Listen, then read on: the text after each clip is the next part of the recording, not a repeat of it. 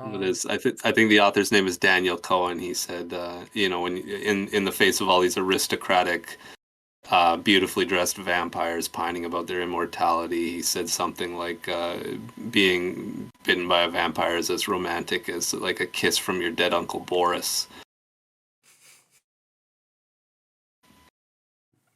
there's a lot to unpack there. That's I just kind of had to take a second. I was like, wait, what? Yeah. When I clip out your interview for YouTube, do you want it to start there? Sure. Hell yeah. Well, it's just about time to start your interview. I know you've got we're interviewing you in the second hour. You got kids to put down to bed in a sec, or in about an hour or so. But in the meantime, let's we've got you on the show. Let's talk to you a little bit about the things you study. You gave us a little bit about your interests earlier as we were playing the game. But now I think let's get right into it. And Jared, because you're the co-host today, do you want to thank the Mhm. sleuths before you get started? Absolutely. We have an amazing team of sleuths that put Sherlock Holmes to shame as far as the detective work that they do.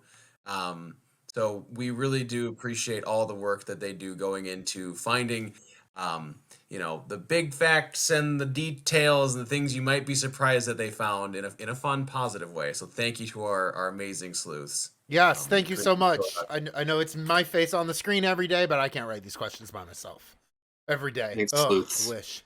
Oh, well, if you get a question that really makes you go like, huh, you can thank them later too. But Be prepared. It happens. let's get into it right now. Dorian, what do you think? Sounds good. Cool, cool, cool. So this first one, this like, it came up a little bit while we were playing the game, but I guess we'll start off with like a big question for you, or kind of like a cumulative question for you. But that's how did your research on the South Slavic Vila produce a comprehensive method and model that can be applied to study other supernatural beings? Oh, that's just me trying to sell myself to people. Did it work, Um, It got him Mis- on the show. Mr. Postdoc? yeah, well, it worked a little bit, I guess. I don't know. You know, as much as I've focused entirely on folklore my whole career, I've been trained as an anthropologist, Hmm. mostly because number one, in Canada, there's not very many folklore departments, and number two, everyone that was sort of guiding me was like, if you take a folklore degree, you'll really limit yourself for where you could get a job. Whereas do an anthropology degree and then just cater it to that, and you'll be eligible in both places, kind of Sure, thing. sure. So part of my work was just like, number one, I was reading what was written both in English and in Serbo-Croatian when I taught myself the language. I'll call it that. I hope I'm not insulting anyone today. You have to call it all the different languages Yeah, for yeah, yeah, yeah. nationalistic reasons, but and just everything I was reading didn't match up with the stories I was sort of looking at. Mm. So I kind of took a little bit from the like historical geographic approach, a little bit from the Perry Lord oral formulaic theory, and looking Yeah. at sort of exactly how stories and songs are passed down and how they travel. And then what I pretty much attempted to do was just read everything that's ever been written, try to figure out what are the like the core traditions that are being passed down, and pretty much you can't still tell a story or sing a song about her without including these parts. And then from there look at, okay, how do these things change over time? What does it look like if a woman tells a story versus a man tells a story? um, what was actually going on when these things were being collected, who was collecting them, how were they sort of repurposing them to sort of new environments, nationalistic claims, and sort of building a sort of past for the nation, and fighting between ethnic in groups about what belongs to whom. And then also looking at, what exactly were these sort of peasants in the 19th century and before actually telling, what did it mean to them, how were they using these stories, and then also where were they willing to kind of push the boundaries and say, I'm going to flip this on its head a little bit, here's how I'm going to do something unique. But what was that sort of central tradition that's tethering them and pulling them back and kind of setting the bounds for what a vila can and cannot do? Is this kind of what you were getting at when you talked about the undoing the academic silencing of subaltern voices? Yes. Yeah, It's and what, can you like specifically a little more about that?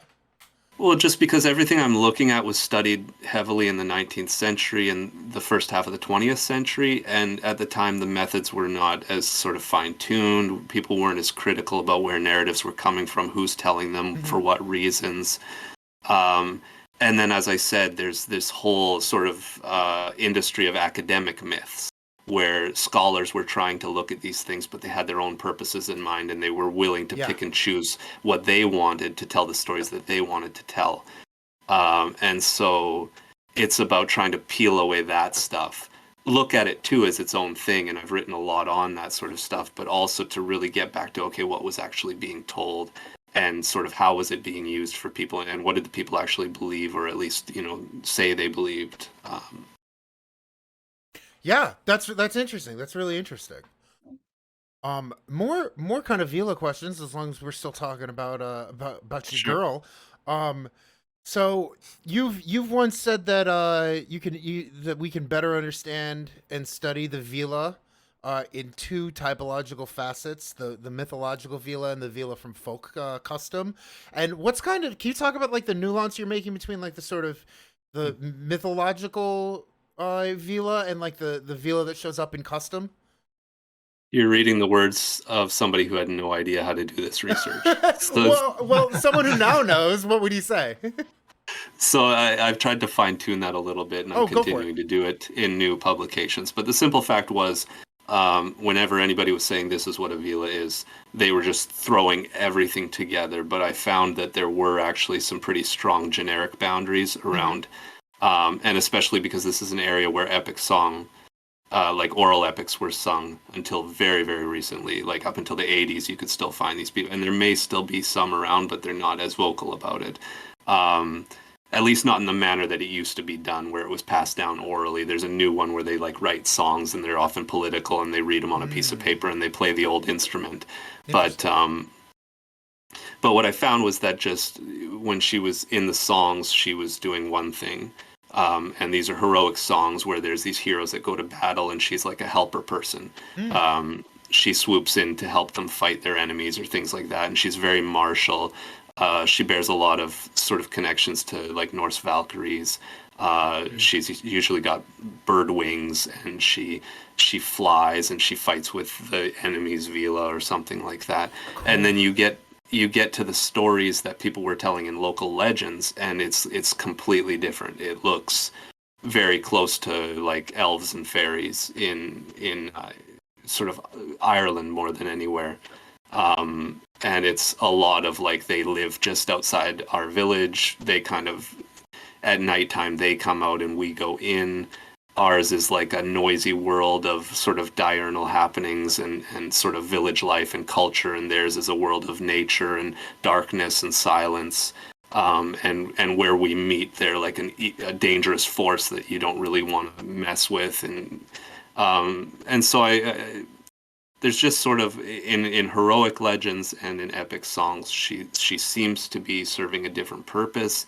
And if you look at sort of Indo-European cognates that look very similar, it seems to be something that might be older and might be unique to the region, because that doesn't show up in any of the other Slavic groups Oh, aside from interesting. Bulgarians have epic songs with her.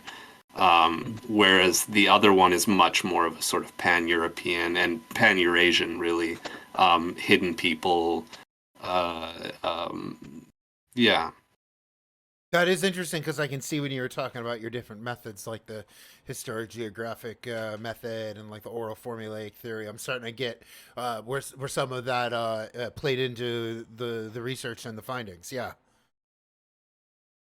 yeah. It's as I said, I started knowing nothing. I'm probably about 5 years behind on everything because I came from some rural backwood Canadian education.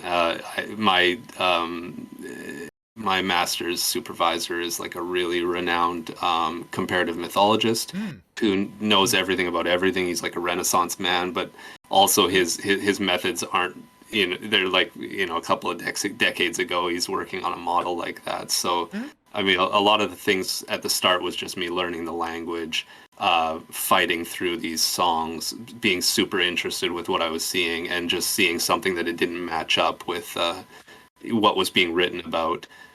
Since then, I hope my sort of theoretical language has caught up a little bit with other folklorists, and yeah.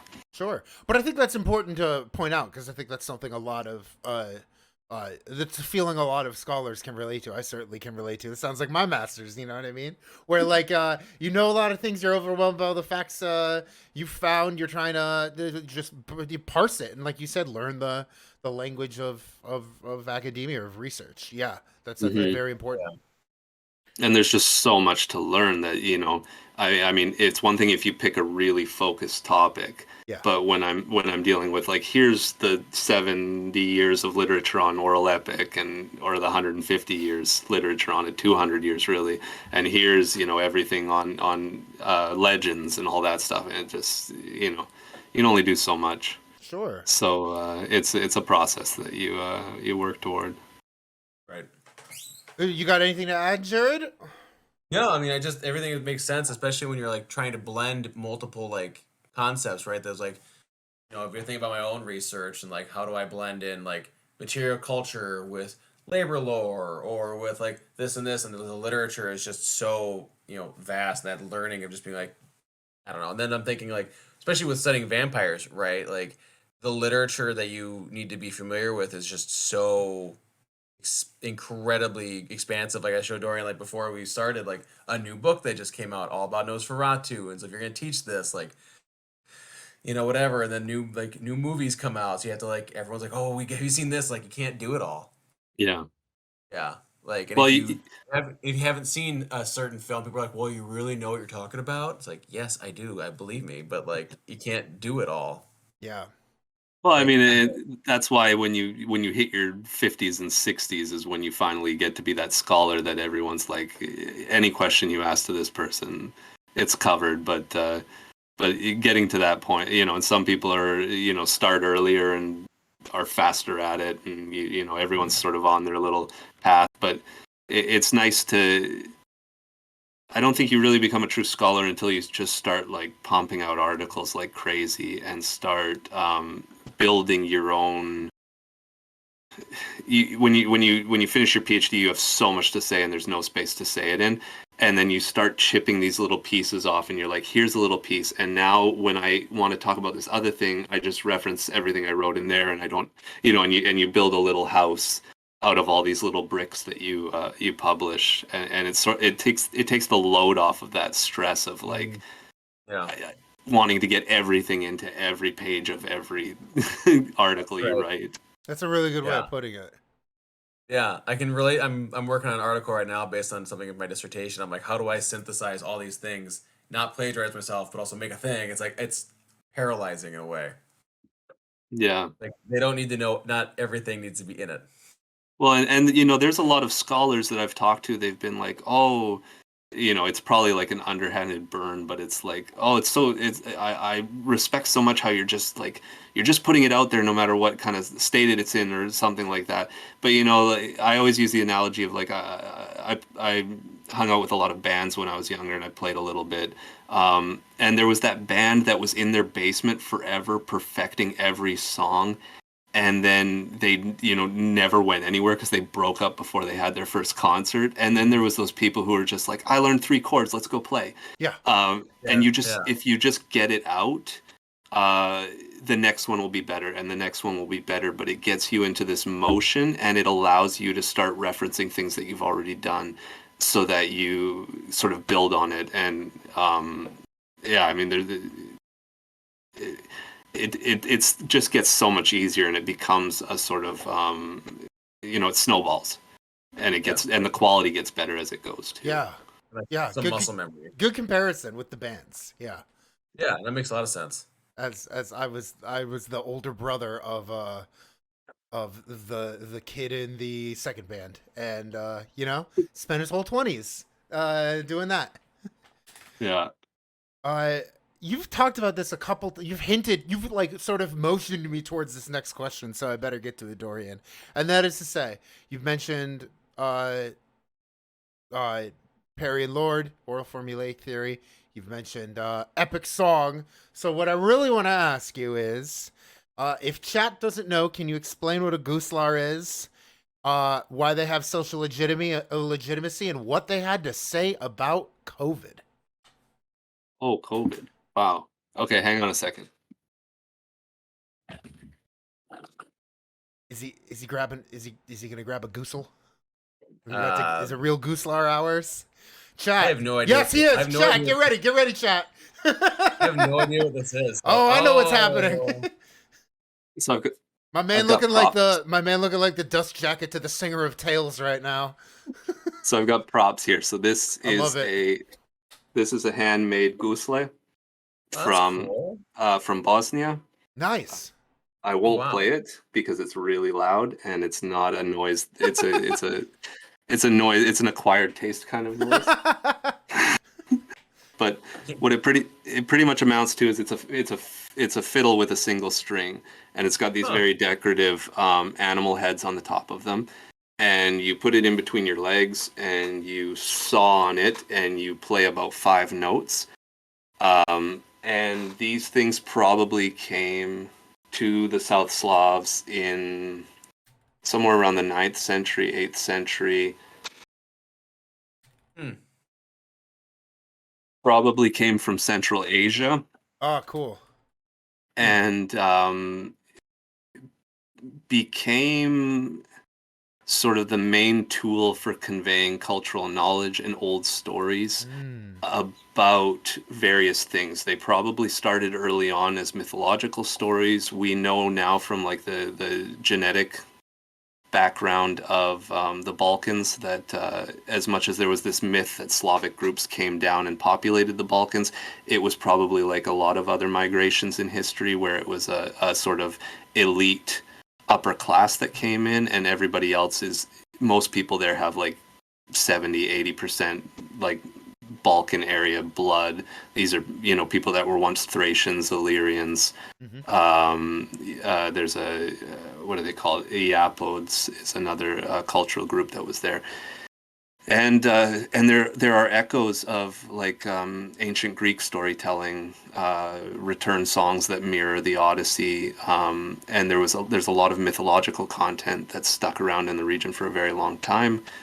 And then people started tagging that onto nobility heroes from the ones that stuck around the most were like 14th and 15th century heroes who have really mythological elements into their stories. They fight like dragons and snake men and go on these crazy quests. And then it came into sort of the early modern periods, 17th and 18th century border wars between the Austro-Hungarian and Venetian empires, and on the opposite side, the Ottoman Empire, which sort of split politically this region.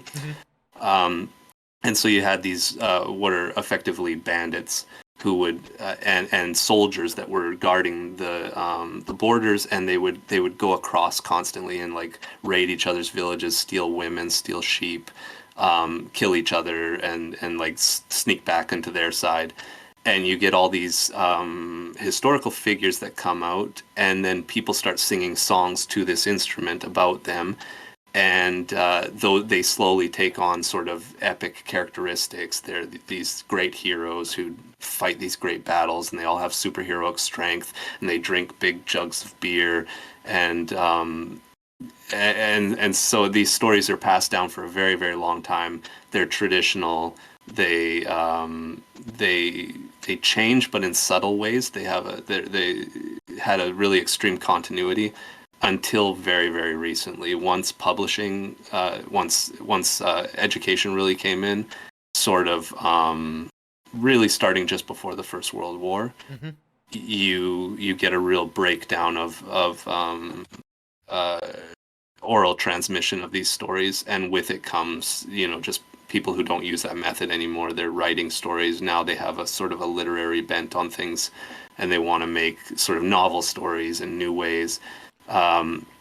So the last of that stuff really dies out around the 1950s and 60s, and it becomes this like Disneyland you know what Dorson would have called fake lore, like these guys dressing up in costumes from the 1700s Mm-hmm. and singing songs that they've memorized writ, rather than this sort of improvisatorial method in the sort of heat of singing Yeah. that they could lengthen or shorten depending on whether the audience was digging it. There's huge coffee culture in the area. They would go to coffee houses and get paid in cigarettes and coffees and little presents and things to just sing on weekends, or in the Muslim areas in Bosnia, particularly through the month of Ramadan. Mm-hmm. And yeah, so people would gather around and hear these stories that they've heard 1,000 times of their favorite heroes. You know, it's our James Bond, but it's more like our Game of Thrones. It's people in medieval times doing like wicked, horrible things to each other, being betrayed by their lovers and cutting her arms off, and or attacking their enemy and taking his baby out of the cradle and throwing it off the castle wall, and like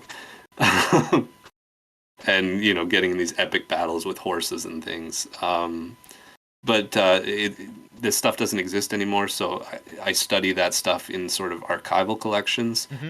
And as I said, look at, you know, the tellers and the politics behind all of that stuff, and look for the supernatural beings in it and what they're up to. But now there's this kind of new modern version of it, and it's become more of like a sort of protest song. And it generally belongs to sort of extreme right-wing groups, traditionalists who, and particularly in the wars in the 90s, the Bosnians got soured about it because the Serbs really took control of it, saying the Gusle belongs to us, and this is our singing. And then they made a whole bunch of songs about the war and celebrated their kind of massacres and their victories. And so the Bosniaks, the Muslims in the area, really shied away from it. The Croats, always seeing themselves as like the really Western, more European kind of group in the area, mostly shied away from it. But there's like a core of really traditional Catholic, very hardcore traditionalists who want to go back to older values and are not ashamed of the fact that they're in the Balkans and things like that. Mm-hmm. And they sing these songs too. And so this is my super long way to get to the fact that there's a few people when COVID happened. Now a lot of these guys, they write their songs, they get their traditional costume on, somebody holds the paper for them, and they film themselves on their cell phones and put it on YouTube. Yeah. And so I went through just every song in this kind of fashion that was being sung, and just talked about, you know, like in one article, just sort of what's going on, what are they singing about, what are they telling us. There's a lot of conspiracy theory and a lot of different things like that tied into it, and like folk remedies, you know, take your garlic and drink your hard liquor and you'll save yourself from the virus, and a lot of like this heroic imagery being pulled back in. So like, you know, the nation has to fight the evil COVID, and the knights at the head of the battle are you know, medical board and things like that. Trying to apply, like, if the old epic tales were like Game of Thrones, like who the medical board is betraying. Yeah. It's it's like hello. What's that? Oh, she sends his regards. Yeah, I was gonna say, it's like if Tony Fauci was being sung about by a country musician in the South, and being like, you know, Tony Fauci's gonna save us, he's a cowboy, and like it's the Balkan version of that. Don't ask me how I know this, but his name is Grant Peoples. GGC asks, put alcohol on your sock. Is that sounds like appropriate to what you're saying about your home remedies. Yeah, so the Turks have a drink called raka, which is made from anise. And in the Balkans, they make a wide range of really hard alcohols. Everyone calls them brandies to translate into English, but they're way harder than German brandies. Sure. It's like moonshine made from fruit. Hell yeah. And so Cue Caroline. Yeah. Yeah, The big ones are plum and grape, but they'll make it from anything and everything. Some are sweeter, some are really hard. And the sort of basic one that everyone makes from plum is seen as like a cure-all. So when babies have fevers, they're like grandmothers will just rub them up and down with alcohol to bring the temperature down, and everybody drinks a bit for their health, and yeah. Awesome. Speaking of drinking for your health, you've mentioned this a little bit before, but I want to know some of the ways that Ottoman coffee culture got exoticized. I think you might know a little bit about that. Yeah, I like coffee. Me too. And super I, saves. I don't think I should. I think my body doesn't like it. I think I might be allergic to it, but I love it to death. Just tell your body who's boss. That's what I've been doing for the last 15 years. You work for me, body. Yeah. I'd never drank the stuff as a young person. I tried my parents from like our filter coffee, and it was god awful. And then the first time I took a trip to Europe, a Portuguese guy made me an espresso, like a latte or a cappuccino in the airport in Heathrow,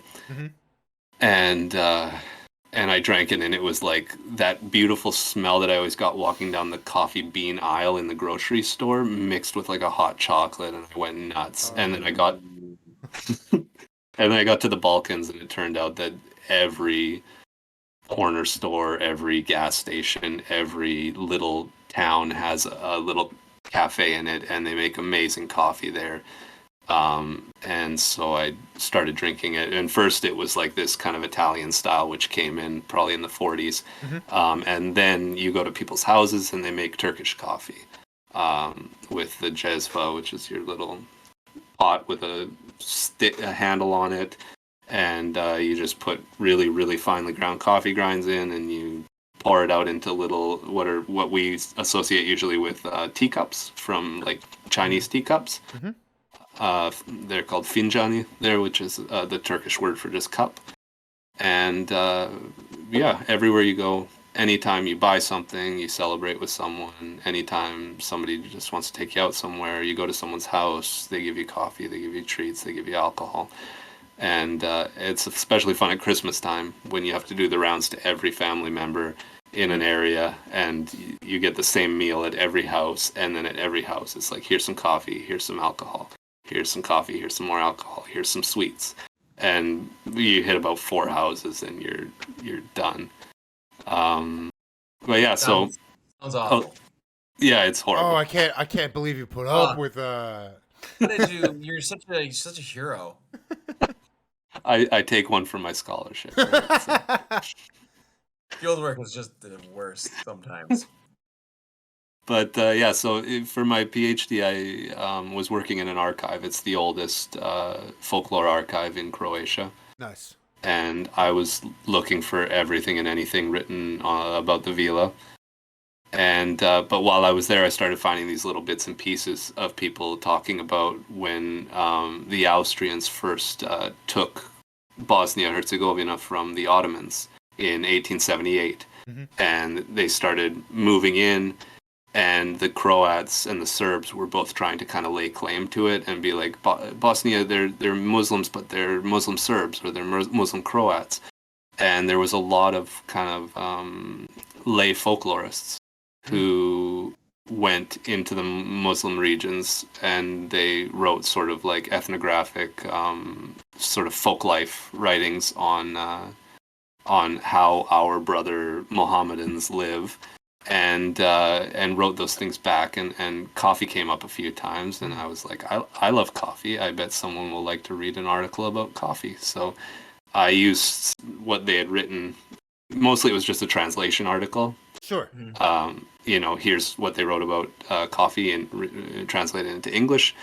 And then, but then wanted to contextualize it and not just make it like, here's a blurb. And so I gave like the whole history of how coffee came to the region, what it sort of means culturally for people, and what it meant in the past. And fights in Muslim communities about whether it was halal or haram, whether it's acceptable or unacceptable. Is it like wine or is it something different? And it's interesting literature if you ever read sort of things written on the history of coffee, and it's usually about what it did in the West, which is like, everybody was drunk on beer every day of their life until the age of exploration, when we bring back tea from Asia, chocolate from South America, and coffee from the Middle East.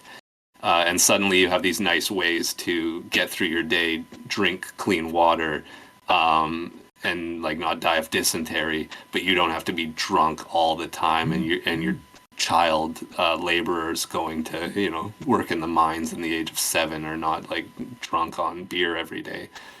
Yeah, because that's important. Because people always talk about like, oh, they used to drink so much booze, but it was like the coffee and tea being like boiled water. It's like, wow, you mean we can drink water and not get sick? Damn, I'm gonna try this. Yeah, I don't have to be hungover all the time. Yeah, and it's like, this is a revelation, right? Like, oh, hey, boiling our water cleans it. Like, No way. who'd have thunk it? We had thought you had to ferment it to get it clean. Right. Well, and that leads, like to the coffee culture too, and people sitting around and exchanging ideas as well, which is a super fascinating part of that. Yeah, which is what a lot of people link, like the democracy and all these big social movements in Western Europe. They link it to coffee houses and all these different people from different sort of social levels mingling together. But in fact, in the sort of Muslim world, it was even more extreme, because there were taverns, but they were run by other ethnic groups, and it was anyone who went there, it was really frowned upon. The Ottoman Empire had a little bit more of a lax view of alcohol than we're used to in sort of modern Muslim societies. But the fact was, there was no restaurant culture, there was no bar culture, so bringing coffee houses in was like the first time that people were mingling in public in these sort of meaningful ways, and it had this same effect of having people from every sort of level of society gathered together and chilling and talking about stuff, and it had huge implications. And the last kind of serious question about your work I want to get into is, can you get into a little bit about the work you've started doing, the research for your postdoc, which I'll let you say a little more, but you're kind of studying the role folklore plays in attitudes about Bosnians during the flow of migrants through the region. But I'll let you explain more. Can you talk a little bit about your postdoc you're doing? Yeah, so I mean, part of this is I'm really interested in this as well, but I have to admit I like historical work better. And part of this was just, I need a career, and I thought this would really fly as a postdoc project because it's topical. A lot of people are working on this. But pretty much what happened was, on one of my later research trips to do archival research, to sort of catch up on things I'd missed during my PhD fieldwork. For a few articles I was writing, actually, now that I come to think of it, that was my PhD research. So I was living in Zagreb for 15 months, 2015, 2016, and it's when Angela Merkel said, open the gates, let them all in, and there was this huge flood of migrants into Europe. And so people have seen sort of what happened in Greece and Italy and Hungary, and a lot of that's been written on. And I was watching them sort of, nobody wants to stay in the Balkans, right? They didn't go all the way from like Afghanistan to, through Turkey, fight a bunch of border cops to just like stay in the Balkans and have the same kind of standard of living, or like a slightly better standard of living. They're almost at Germany and that's where they want to go, or France or England or whatever. So the local politics were interesting to see, because it was, we'll help these people, go ahead, let them through. And then suddenly Western Europe was like, oh, we've made a huge mistake, close all the borders, militarize them. Now we're offloading all of our like beating the migrants and pushing them back down to you guys in the Balkans, where we already, don't really include you as Europeans.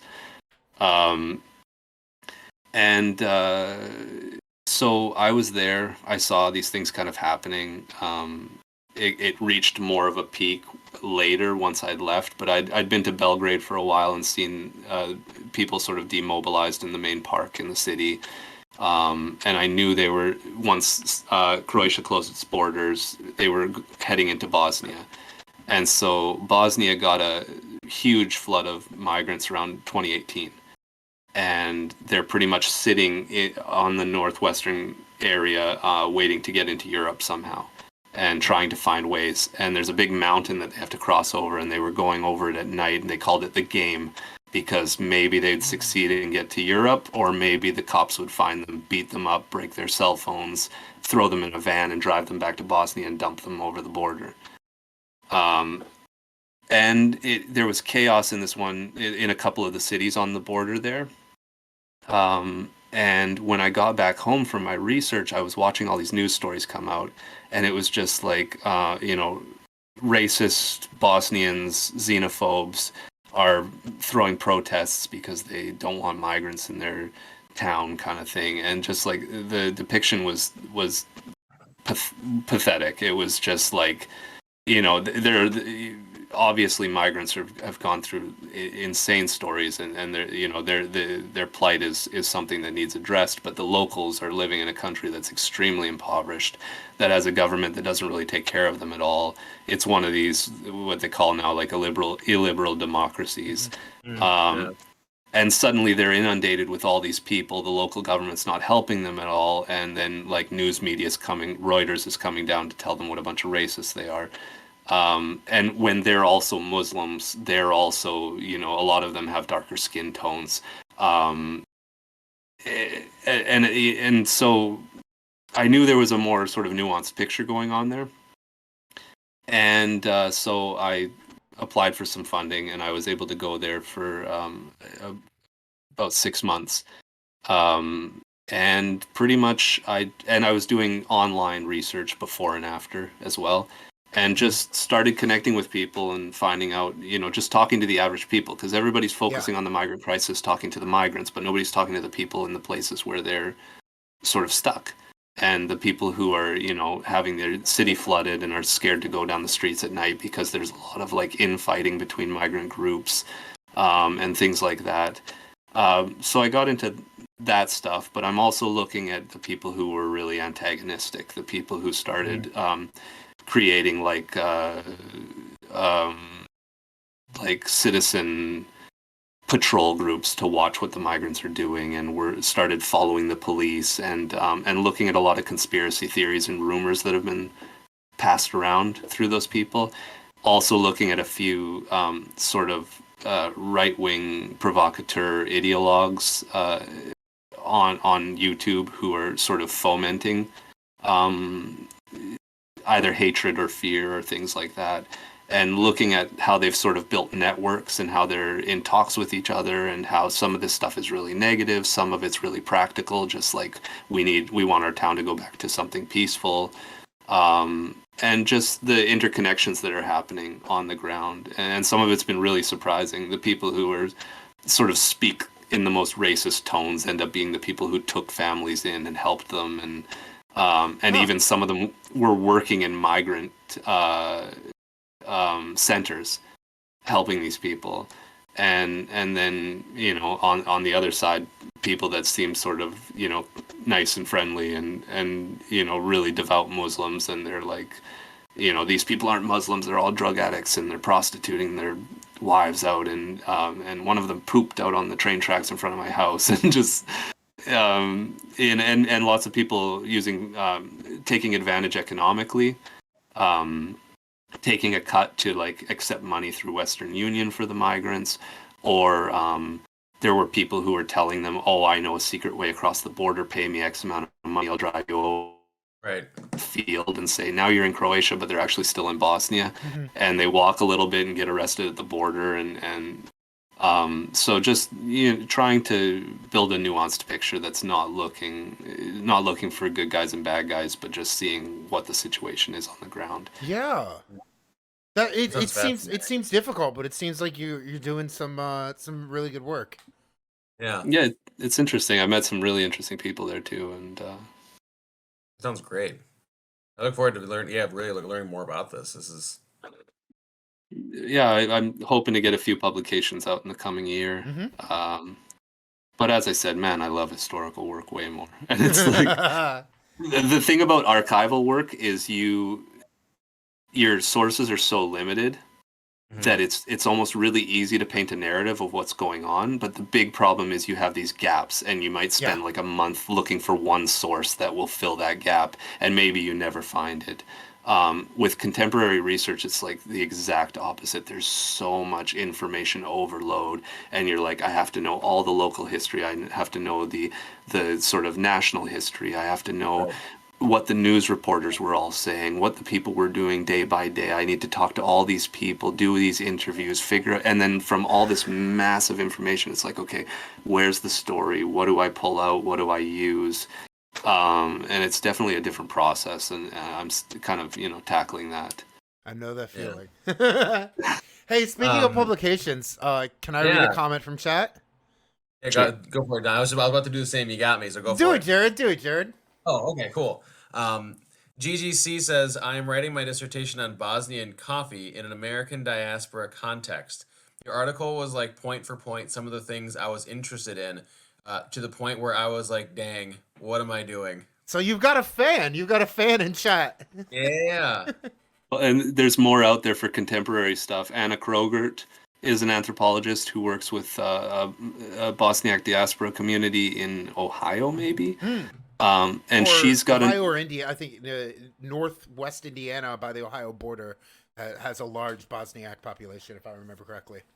Okay, and she's written something on coffee. Also, people like Alyssa Helms and a couple of others have looked at it as a social sort of glue in communities in the actual Balkans. So there is a lot of stuff on it. The the historical take has been done in the area. A lot of Serbian publications. Um, and that was, a lot of my background work was just reading those and conveying the kind of important points. Um, but it's awesome. There's so much. If you're into like foodways and Mm. you're a scholar of sort of how food is used to bring people together, coffee culture in the Balkans is it's like a prime example. And there's so much more that can be sort of dug into about the social processes that get pulled into the connections that are made and the sort of practices that are upheld by serving people coffee and making them coffee and what it means.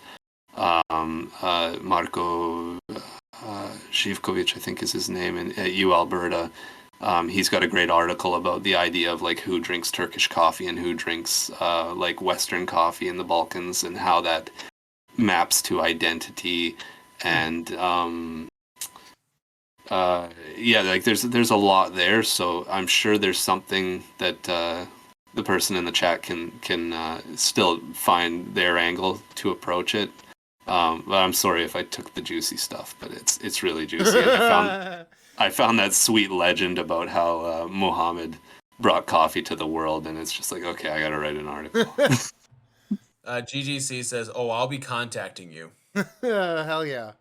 Well, feel free to reach out. I'd love to hear from you. So I'm gonna skip ahead to this next question. And if the answer is coffee, I'm gonna make you say something else. But what's the food you associate with your fieldwork that you miss the most? Well, I don't miss any of it because I actually met my wife in Oh, in Croatia while doing my field work. oh Or hell actually, yeah. before that, I met her. We have this really kind of crazy, like fairy tale meetup story that I won't go into here. Uh-huh. But and so yeah, we got married over there, and I did years of paperwork and trouble to bring her over here, and she's the world's greatest cook. and so she learned like everything that I like to eat with, you know, from my like completely empty North American culinary traditions, and then also like the foreign foods I love, any Indian or Thai dish I want, she's like mastered them to the point of like being a professional chef level. And on top of that, she's perfected all the kind of local food. And her mother was like a really good cook. She's from a region of Croatia that's really known for like all the women know how to cook well there, and that knowledge is kind of passed down. But the best food in the Balkans by 1,000 miles is burek. Oh, hell yeah. Actually, okay, it's you'd probably know it in a Greek context as spanakopita, Mm-hmm. Okay. but burek is the one made of meat. Yep. Ooh. And so it's Turkish börek, and it's you make a thing of dough, and then you pull it slowly on a round table, and you pull it out until it's flat like phyllo. Mm-hmm. And then you take ground beef that's been cooked a little bit, and onions and oil, and you spread it all over, and then you roll it into a long snake, and then you wrap that into a coil, and you bake it in a round dish, and it's amazing. The former Yugoslav countries are like this beautiful meeting point of like Venetian Italian pasta cooking on the coast. Up on the top area is like Austrian and Hungarian influence, so a lot of goulashes. And then as you get towards the Bosnian border, it's like really Turkish inspired food. But every one of those things that came there, it got its own sort of local twist. And so, and it's fantastic. I've had Turkish burek, and it's never come close to Bosnian burek. And I've had Hungarian goulash, and it's nothing like Croatian goulash. And pasta, okay, pasta's too expensive in Italy, so I haven't even tried half of it. But I've heard the pizza in Croatia stands up to Italian pizza. Yeah, amazing. there we go. And gnocchi as well is really gnocchi, good. Let's go. Yeah. But yeah, so for me, burek and goulash are like the two top meals that I can eat those any day. Chat wants to know if you could tell your fairy tale story. Yeah. Nah, that's too private. Okay. Well, let me ask another question. What is some of your favorite occupational folklore about railroad workers? Ooh. Oh, man, that cuts deep. Making Gordon Lightfoot proud, Mr. Canadian Railroad Trilogy. I have to say I don't know a lot of it. I worked on the railroad for way too long and destroyed my body doing it. Mm-hmm.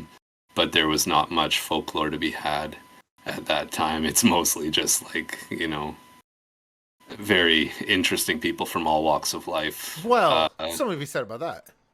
Yeah, right. And yeah, I don't know. If I know anything about folklore culture, it's like old stuff. You know, some of the songs that like John and Alan Lomax collected, and they've got some amazing. But even then, like the most exciting stuff that they had was always, you know, songs that were more for like games or for doing other work. Whereas railway songs are always about being simple and keeping a rhythm for moving things. So you line track, which is a terrible job, but you have a guy sits down at the end of a rail line that you've just built or that you're fixing up, and he looks down the line and he sees where there's a bend in the rails and you're trying to get them straight.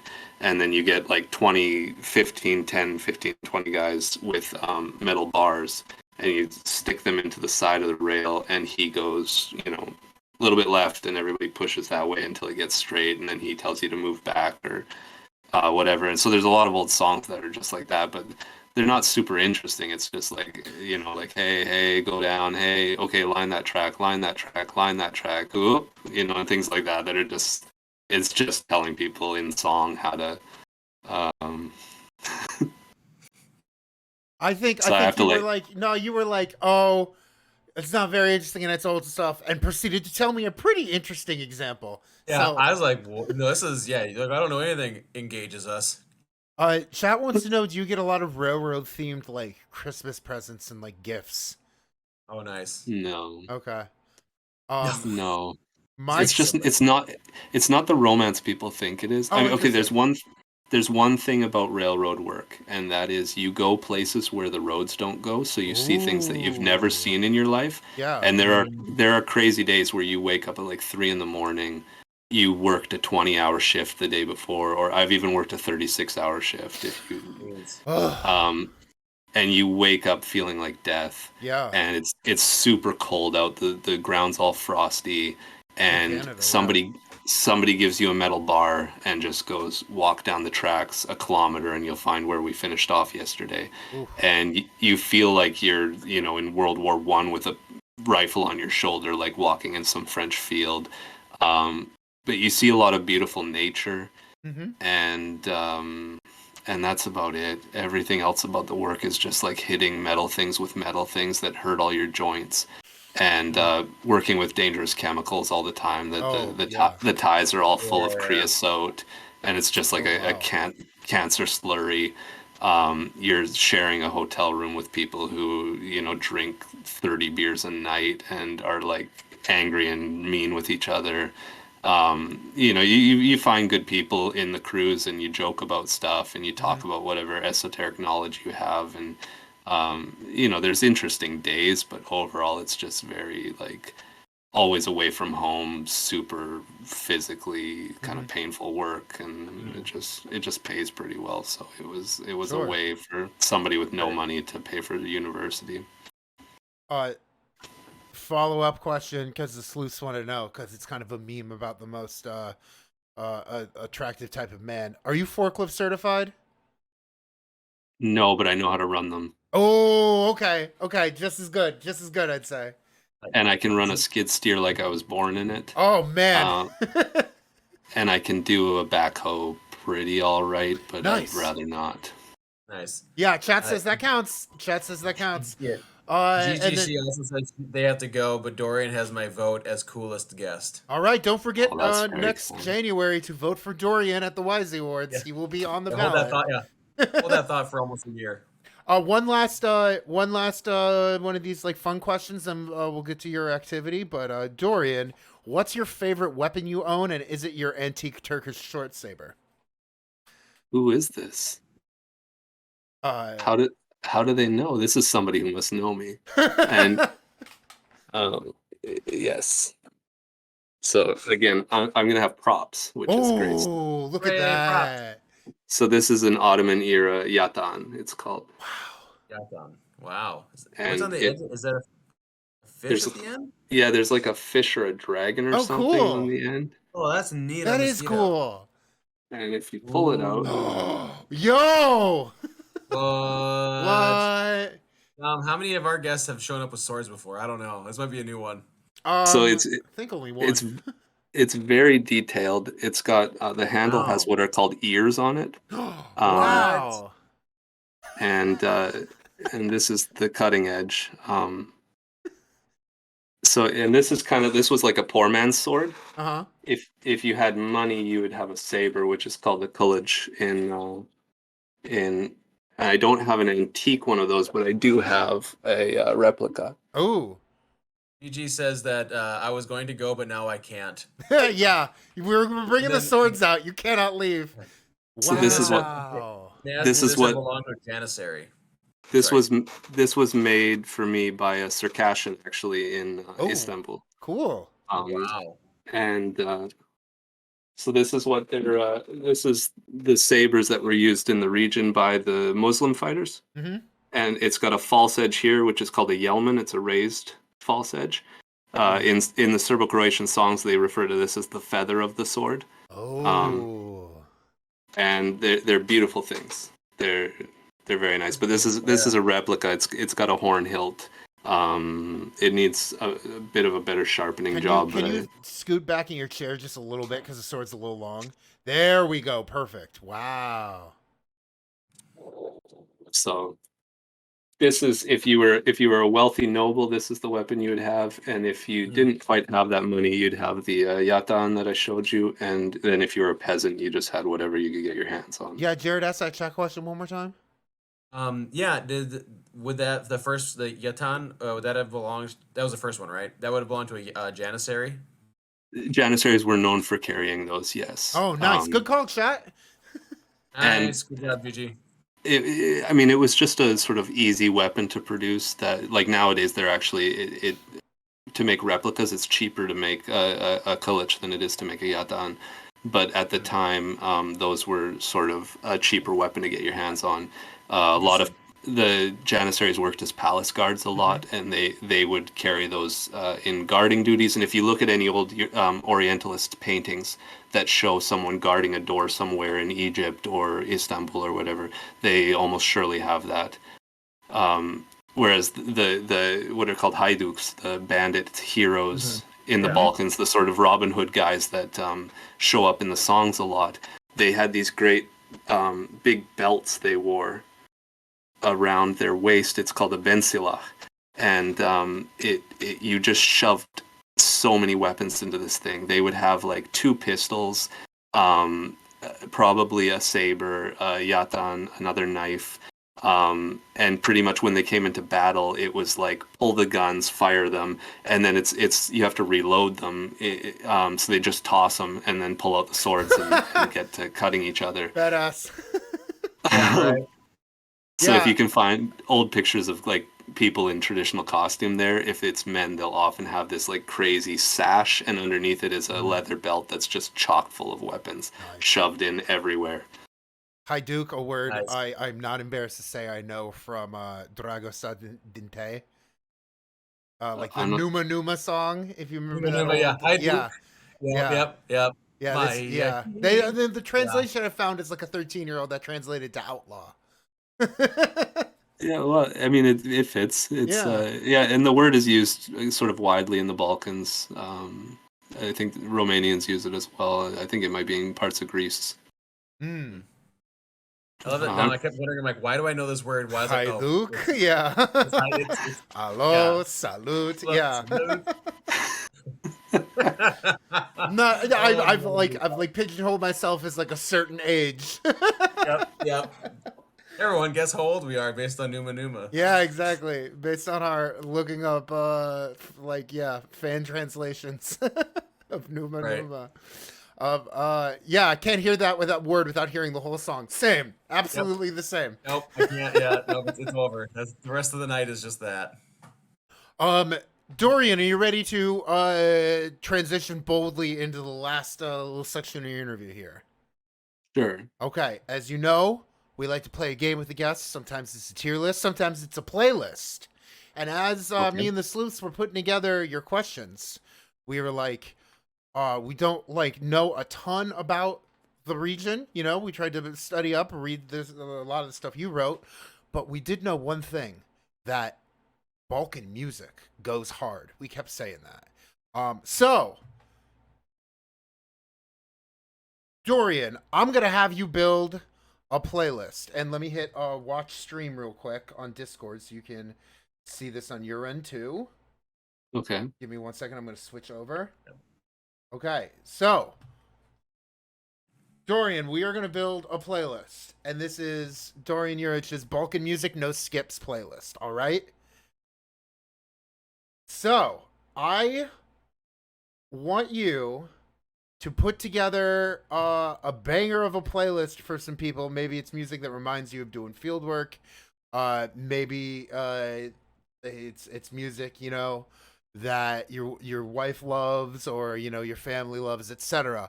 But if you were, this is going to live on the Folkwise Spotify page, so I know a lot of people follow us on Spotify for the playlists. So if people want to listen to this, but what are some tunes you can recommend from this region of the world? Yeah, it's Chad, it is saved. If you follow Folkwise on Spotify, you'll be able to listen to this playlist. Yeah. So what are some songs that you can recommend some people we can put in this playlist? Oh man, the funny thing about this region is I'm so much more into like historical songs than modern songs. Well, we can we can see what's there. We can see what's there, you know, because I think there might be some folk music. if you don't mind me cheating a bit, I'm gonna open my music folder on No, please do. GGC says Turbo Folk. No, stay away from Turbo. No. Okay, so I'm gonna give you Dino Merlin and ask him Dino. Dino Merlin is great. Dino Merlin, should we find some Dino Merlin first off? Yeah, sure, you can throw him on there. What are you thinking? What's a good song for him? Oh boy. There's a song called Burek. That's funny. Burek. Oh, it's the album Burek. Or the song Burek. The thing is, I know Dino Merlin mostly from like just them playing him in coffee shops over there. He's got a great voice, but I'm not great for what is his best song. That sounds like Manu Chao. It does sound like Manu Chao. Hang on. I'm gonna do a very quick search. Do it. As we play Dino for the chat. Right. Okay. Hey, I know which one. Go for it. Okay, so look up Dino Merlin, Jedan Dan, Jedna Noc. How do you spell that? Jedan. There we go. Found it. Throw that on there. Let's add it. Okay. I'll play this a little bit too. And what is this? What can you tell us about this song? I don't know. He's just like he's a crooner. Nice. From an older generation, but these are the kind of songs that everybody knows. This is like your, I don't know, Creedence Clearwater Revival or like. Yeah. You said like crooner is like a Frank Sinatra. Not quite that. Okay, It's more like it's like Hotel California or something. Yeah. You know. There's certain parts that everyone. Yeah. Yeah, this is the everyone sings the part they know very loud in the bar. I feel you. Exactly. Right. With confidence. Wow, GGC saw him in St. Louis, and it was the greatest audience she'd ever been in. Very nice. But I'm going to take us into better territory now. Let's do it. Okay, first one, look up Damir, Damir. Uh-huh. And his last name is Imamovic. Yep. Okay. And do you know what song we're putting on from Damir? Right there, the second one. Razbolje Selije Paharje. And what's this? So this music is called Sevdah. It's like Turkish-inspired Bosnian urban songs. And this guy's going back into like historical songs and redoing them for like a modern age. Nice. He's the best person doing this right now. And this song is really cool. A lot of Sevdahs are about like someone dying from an illness and also dying from like love hurt. Oh, the double whammy.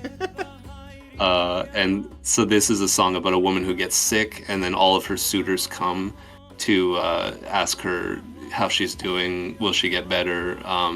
One of them says, like, how are you feeling? The other one says, I would take your illness for you. The other one says, I would die for you. And she says, don't take my illness, don't die for me, just lay down beside me and I think I'll be a little bit better. Aww. He's a beautiful singer. He's really, I think he's doing something with, what are they called? What's the big American folklore record company from the 60s? Folkways? Yes, he's got an album coming out this year with Folkways. Nice. Who you want to put on next? Bielo Dugme. And that is B-I-J-E.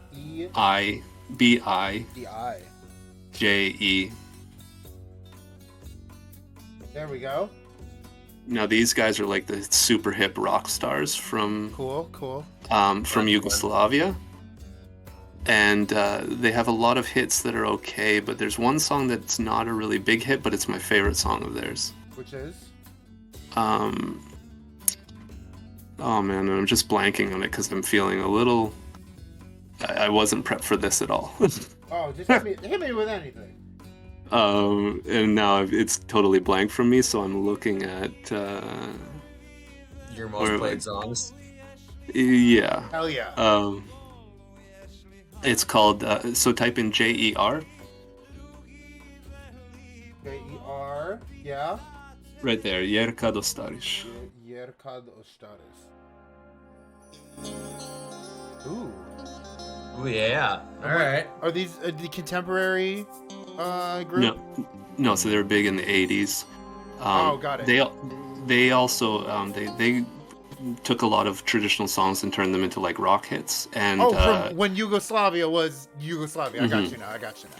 And their guitarist is Goran Bregovic. Maybe you've heard of him. He often took elements from Roma music and sort of repackaged it for a South Slavic audience. Got it. This song to me is... Sorry? GGC asked about, you'll pardon my pronunciation, Dubioza Collective? Oh yeah, Dubioza Collective. Yeah.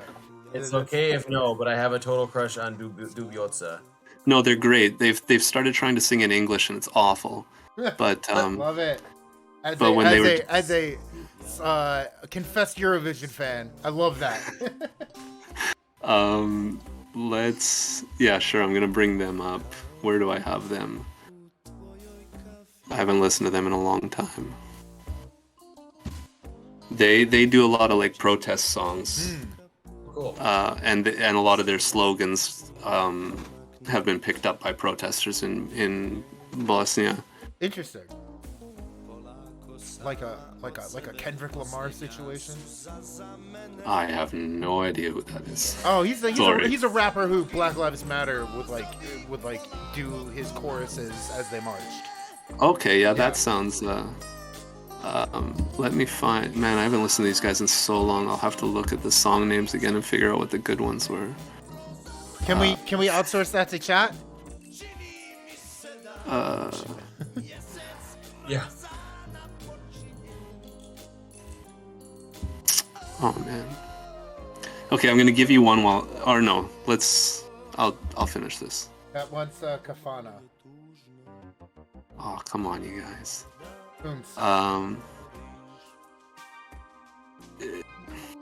Type in KP, like K period P period. Or actually, you know what? No, I'm taking it back. I'm sorry. Type in KAZU. This one? That's a good song. How do you say it? Kaju. Kaju. It's they say, and it's all these ridiculous like old wives' tale idioms. Ooh, cool. That's fun.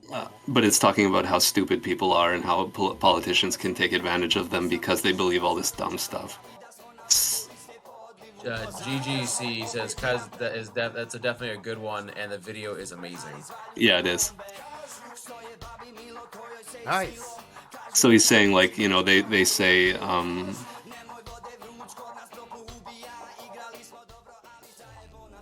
there's one like they said we played well but that the referees screwed us.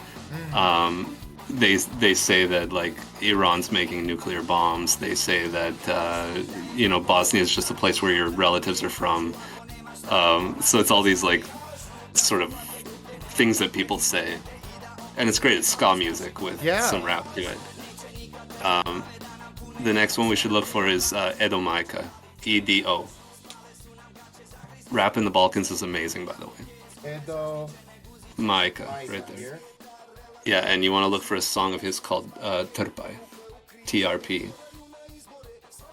This one. Yeah. This guy has the most aggressive sounding voice. He's an amazing rapper. Let's go for it. I'm so excited. This is a little bit of an older piece, but he just raps so well on this song. Oh wow, that is aggressive. He sounds like Scarface. Yeah. And when he gets rapping in this song, it's like really fast, really tight rhymes. Can I fast forward a little? It's about to start right now. Okay, let's go.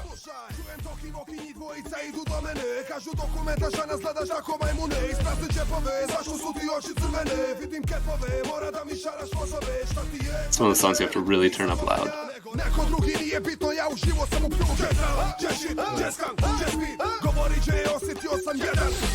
We found Balkan DMX, chat. This rules. I was gonna say it sounds like Yeah, That's exactly I want him to what it start is. barking.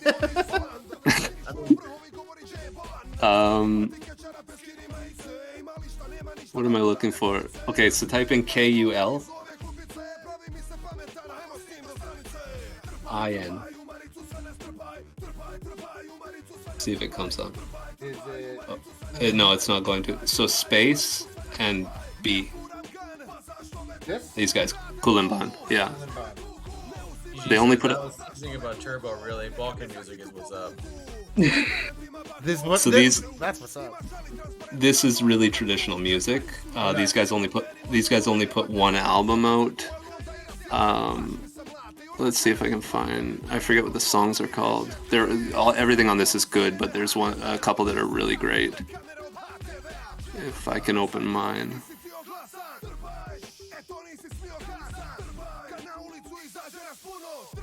When I started today, I did not anticipate it. Like listening to rap from the Balkans. Like I'm, your folklorist has its perks. I'm into this. Yeah, for sure. Yeah, I'm totally down with this.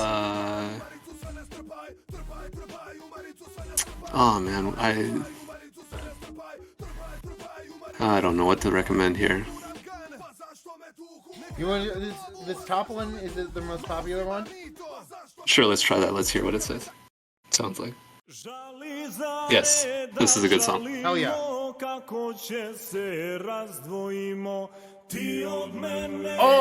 yeah, I'm into this. Yeah, polyphonic stuff. Yes. They also have they have a lot of really like more of the Eastern inspired stuff. It's really beautiful. Hell yeah. That's cool. I like this.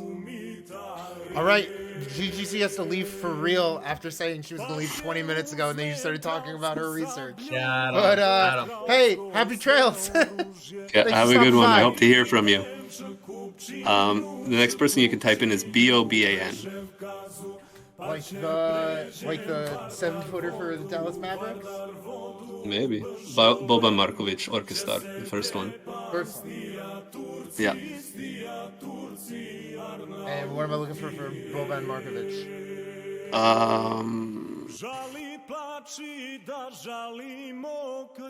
Type in OTPI.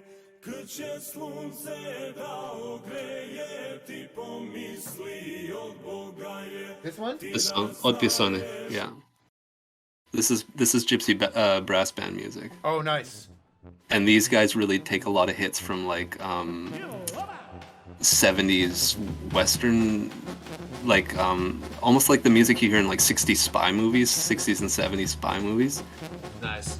This guy there's a trumpet festival in a place called Guča, Serbia, every year, and this guy won the Golden Trumpet Award so many times that he just started going, I'm not going to come anymore because I always just win it. I'll give it to somebody else. Nice. Oh. This sounds like if anyone in chat played the Rayman Rabbids Go Home game. This sounds like the theme for the Rabbids in the Rayman games. This is the little guys, like whenever they entered had like klezmer music. this is I played trumpet in high school, so I'm digging this. Hell yeah. This maybe even wasn't the best, but you know what? Pick anything that he's ever made and you'll love it. Oh, I believe you. But this is inspired by this music came to the Balkans from Turkish military bands. Oh, cool. Here you can hear a little bit of like Totally. I'm gonna turn more it modern influence.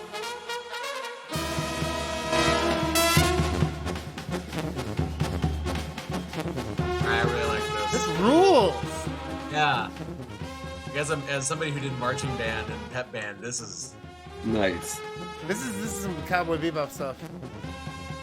Oh, the Resident Evil stream will be back in a sec, Mal the Refrain. Don't worry. But this music does go hard.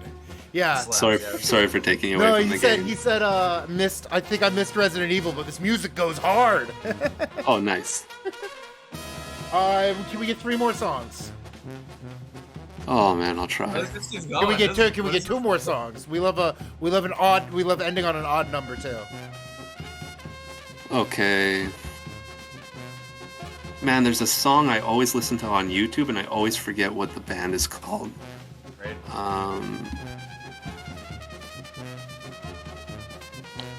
You know what? Let's listen to some trash. Let's put some trash on here. Okay. Type in the name Sandra, Sandra,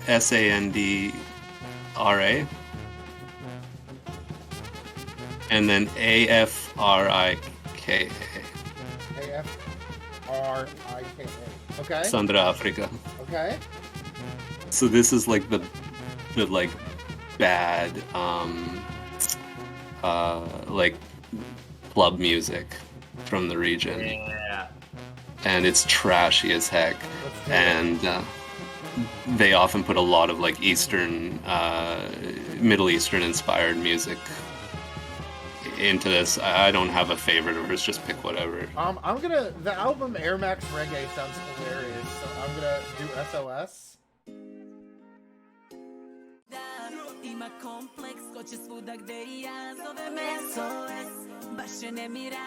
Waiting for this beat to drop. Yeah.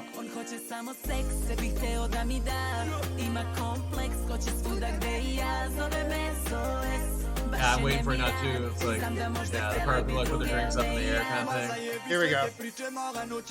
Oh no, come on. It's a slower number. Attention. Try the one up on tops. Try the one up on top, see what it Top is. one? Yeah, let's see what this does. Oh yeah. Yeah. Madness. Yeah.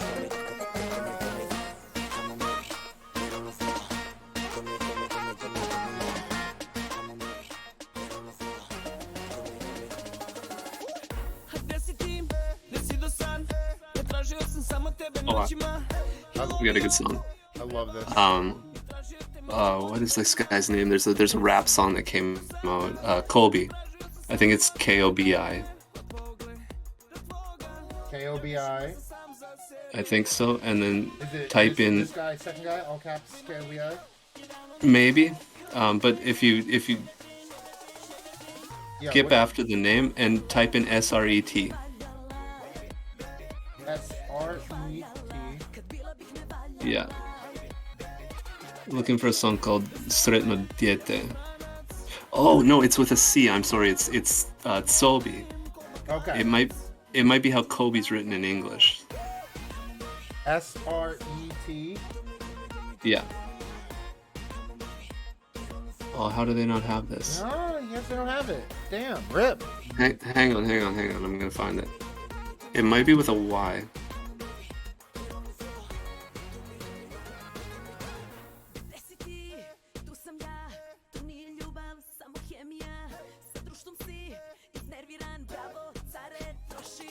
Yeah, so it's COBY. Uh-huh.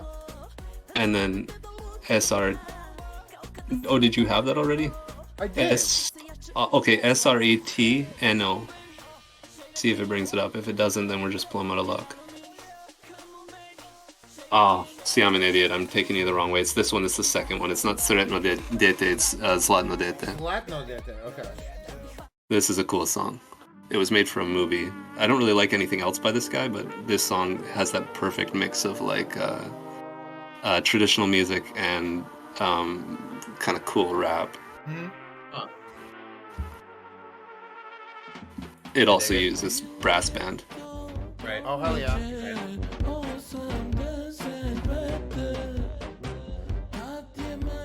Alright, I like it. It's got some funk on it. Yeah. All right, you want to give us one last one for your 10th song on the playlist? Oh man, I'm trying to think of this one song. It's so good, but I can't think of who sings it. I'm terrible at this. I'm a bad Balkanist. Give it. If you give it to me later, I'll post it in the music tab on the Discord. Sure, I'll send it to you in an email. Sure. Probably like 10 minutes after we're done. Cool. Well, do you got one more? Or do you want to call it? You call it here at 9. Let's call it here, and I'll here send at you 9. I'll send you one or two more to throw on. That works for me. The official Dorian's official playlist. Thank you for posting. Somebody posted that in the chat. If you follow Folkwise on Spotify, you'll be able to hear this and the other playlist awesome. we made with the guests. I'm excited to. I got a plane to catch tomorrow. I'm going to be in the airport. I'm about to bump this. I swear that's going to be awesome. All right, I'm going to cut back to Dorian's face on the screen and say, Dorian, Your interview is officially wrapping up. Chat, you know what to do, and that is post some ladders in the chat for Dorian. Dorian, if if people want to read or hear more, just I don't know where can they go? Whatever I put out, I put it on academia. Yeah. If it can't be put on there, I still make a little space saver for it. And if you've got access to a library, you should be able to find it. Probably later this year or maybe early next year, there's going to be a book coming out in University of Exeter Press, which is it's going to be looking at all the hidden people of Europe. Nice. And so each country is being covered by a different person, and I have a chapter on the Vila in there. It's going to be interesting. It'll be called something like social supernatural fairies in various countries or something like that. Awesome. That's awesome. Otherwise, I don't know. That's all I do pretty much. But if you want to reach out and chat, if you're interested in anything, you want to learn more, every one of these songs that we put up here, the bands have a lot of good music to listen to. I prepped so much for vampires and we barely spoke about them. But someday we'll chat all about. Come back on a Thursday or something and chop it up more. All right. Ladders in chat, everybody. For Dorian, thank you so much for coming on the show.